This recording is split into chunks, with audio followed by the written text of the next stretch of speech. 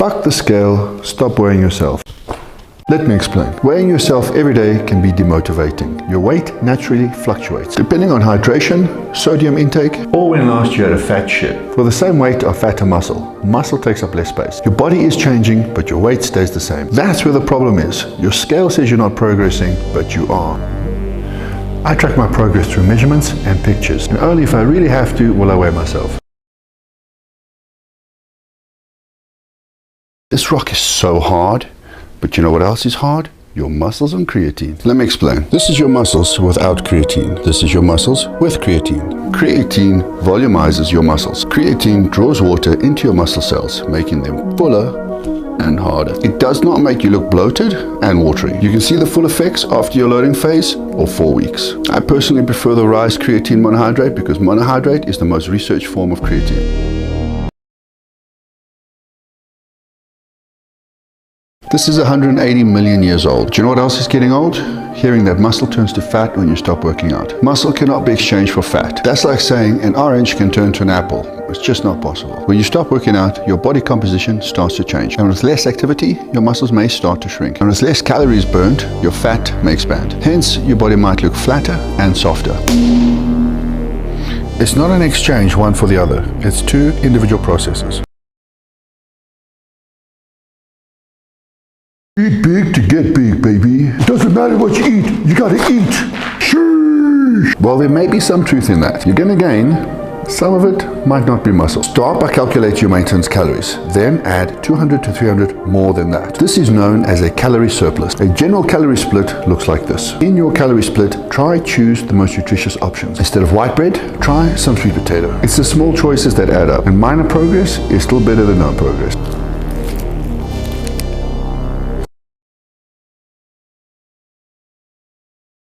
Here's how to not get sick. Vitamin D. Get outside and spend some time in the sun. Clean your house of dust and hair. You're breathing that in all day long. Eat enough green vegetables. They don't suck. It just depends how you make them. Eat foods that are high in vitamin C or supplement. And the one I struggle with, a full 8 hours of sleep. Reduce stress where you can and maintain a good exercise routine. All of our immune systems are different, so do your best to boost it where you can. Pepsi bottle, a Coca-Cola glass. I don't give a damn.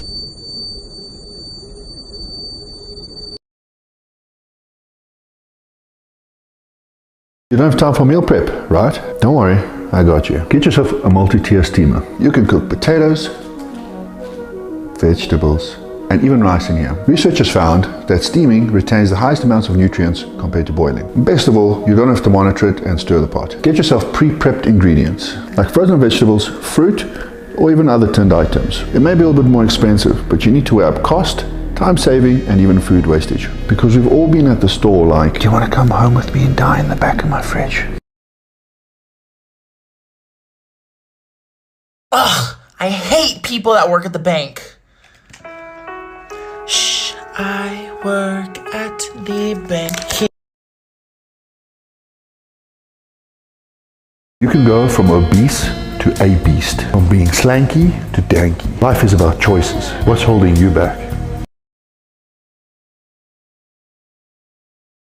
You need whey protein to get big muscles. Let's find out. Protein powder is a far more convenient form than this. You do need the macronutrient protein in order to build muscle. You should always aim to get your protein from high quality sources. I usually recommend protein powder to beginners. It's often very intimidating to eat large quantities of meat. In my opinion, it's better to get some protein from here than no protein at all. If you're looking for a great tasting protein, the Rise Loaded Protein is for you.